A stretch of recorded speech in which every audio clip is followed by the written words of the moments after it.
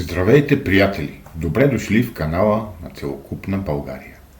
Днес ще направим едно кратко видео, в което ще разискваме въпроса с патриарх Данаил и Никанорчо Мишков. Никанорчо Мишков е от фарисеите, както се казва, от петроханците, на които не им харесва, че българската църква е избрала най-достойният.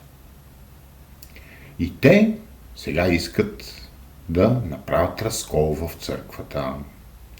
Както едно време СДС, чрез Фори Светулката, успя и направи разкол, който беше преодолян за няколко години. И тогава Фори Светулката, след като не успя да стане патриарх, разбира се, нали, отиде да продава сандвичи в Америка, САЩ. И сега същото ще се случи с Никанорчо Мишков, който най-вероятно също ще отиде да продава сандвичи в САЩ. И това ще му бъде първото посещение на САЩ. Да, той лъже, че е бил там някакъв си финансов агент на Уолл Стрит. Както се казва, това е било една лъжа.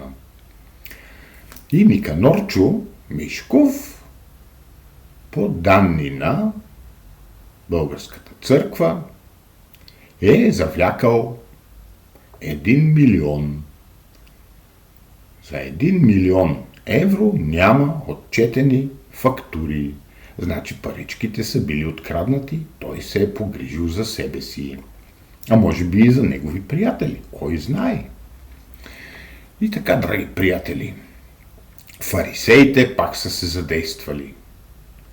Но Светият Синод си знае работата и ще прекрати това подло Мишково дело.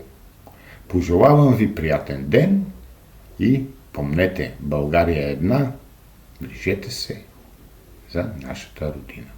Обичайте я!